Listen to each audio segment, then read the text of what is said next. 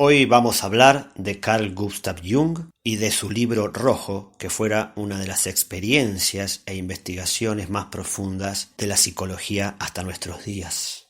Jung nació en Kessville, en el lago de Constanza, en el año 1875, y cuando tenía 6 meses, su familia se mudó a orillas de las cataratas del Rin.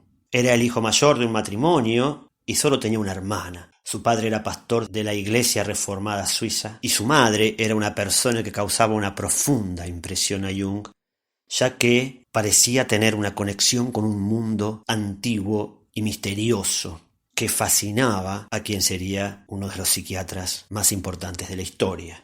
En su infancia, Jung experimentó alucinaciones y tenía la capacidad de evocar ciertas imágenes, por ejemplo, la de mirar un cuadro donde estaba retratada su abuela y en ese retrato había una escalera y él, luego de observarlo, podía ver a su abuelo descender por esa escalera. A los 12 años estaba cruzando la plaza de la catedral en Basilea y vio el sol brillar en el techo de los azulejos de esa catedral que estaba recientemente restaurada y sintió que se le avecinaba un pensamiento terrible, pecaminoso, y él luchó porque ese pensamiento no se manifieste.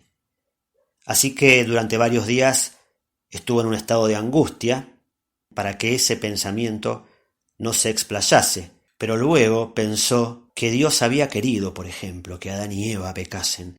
Por lo tanto, él podría permitir que ese pensamiento se manifestase. Y así que dejó que eso se expandiera y ese pensamiento fue el siguiente.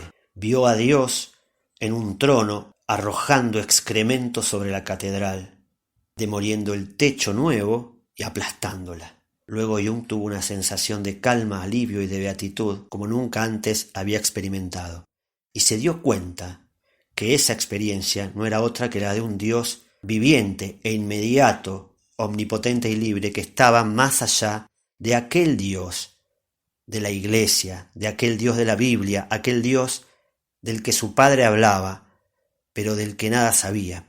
Y luego va a contar que sentía lástima por su padre, porque su padre podía hablar de Dios, pero no experimentarlo, como él sí lo había hecho.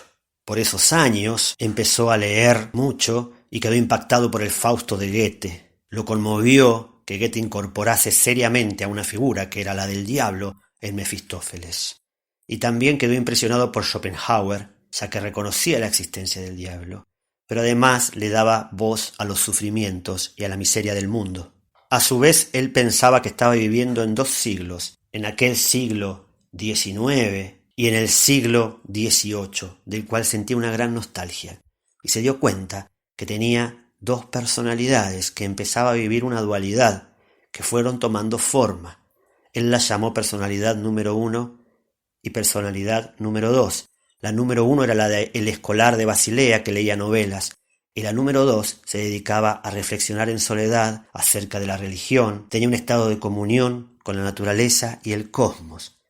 Él sentía que esta última personalidad habitaba en el mundo de Dios, y era muy real, y la personalidad número 1 quería verse liberada de aquella otra, quería verse aislada de los pensamientos propios de esa personalidad. La número 2, sin embargo, aparecía y él la sentía como un espíritu muerto que hacía mucho tiempo que estaba muerto pero en el presente y que estaba manifestándose todo el tiempo. Se dio cuenta que por más que la número 1 luchase, la número 2 siempre se iba a manifestar a lo largo de su vida. Cuando terminó sus estudios y tenía que elegir una carrera, la personalidad número 1 quería dedicarse a la ciencia y la número 2 a las humanidades. Y fue a través de 2 sueños que Jung se decidió que debía continuar con la número 1 en lugar de seguir mirando hacia atrás con la personalidad número 2.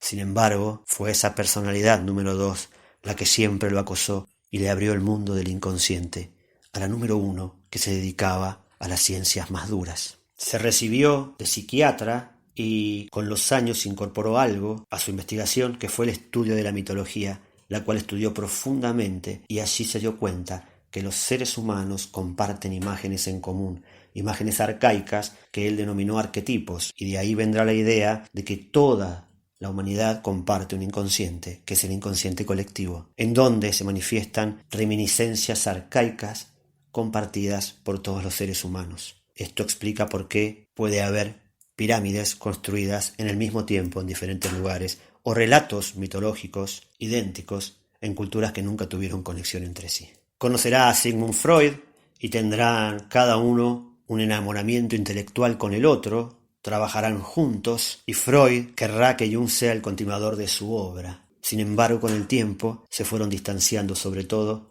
porque Jung creía que las ideas de Freud no abarcaban lo suficiente todo lo que él quería manifestar acerca del mundo del inconsciente. Luego de su pelea con Freud, renunciará a la presidencia de la Asociación Psicoanalítica Internacional y poco tiempo después, toda la Sociedad Psicoanalítica de Zúrich decidirá separarse de la Asociación Psicoanalítica Internacional porque consideraban que Freud había establecido una ortodoxia que impedía la investigación libre e independiente. Luego de esta ruptura, Jung caerá en una profunda depresión y empezará a tener alucinaciones, imaginaciones activas y sueños tan profundos que decidió compilarlos como una forma de que esas imágenes no perecieran en un libro llamado el Libro Rojo. Y en este Libro Rojo aparecerán manuscritas y pintadas todas esas imágenes del inconsciente profundo, que al ser manifestadas, exteriorizadas y plasmadas, impedirían que Jung cayese en la locura. El Libro Rojo es un intento de comprenderse a sí mismo, de integrar y desarrollar los distintos componentes de su personalidad, un intento de comprender la estructura de la personalidad humana en general, la relación del individuo con la sociedad actual, con la comunidad de los muertos, y los efectos psicológicos e históricos del cristianismo. Y además es un intento de captar el futuro desarrollo religioso de Occidente. Jung discute muchos otros temas en ese libro, incluyendo la naturaleza del autoconocimiento, la naturaleza del alma, las relaciones entre pensamiento, sentimiento y los tipos psicológicos, la relación entre lo masculino y lo femenino, la unión de los opuestos, la soledad, el valor de la erudición y el aprendizaje, el prestigio de la ciencia, el significado de los símbolos y cómo han de entenderse, el significado de la guerra, la locura divina y la psiquiatría, la muerte de Dios, el significado histórico de Nietzsche y la relación entre magia y razón. Y Jung comprende que con este libro sirve al espíritu de la época en sentido hegeliano, caracterizado por el uso y el valor, y además de este espíritu de la época existe un espíritu de las profundidades, que sirve de guía a los asuntos del alma. Él hablará en su biografía diciendo que el espíritu de la época se correspondió a su personalidad número 1 y el espíritu de las profundidades a su personalidad número 2.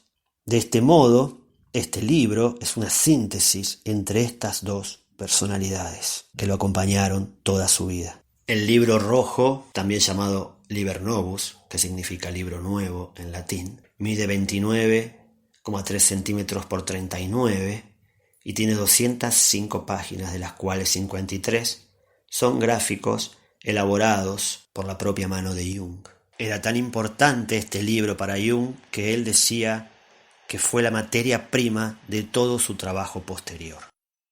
Nos despedimos con una frase de este psiquiatra que dice así: hasta que no hagas consciente lo que llevas en tu inconsciente, este último dirigirá tu vida y tú le llamarás destino.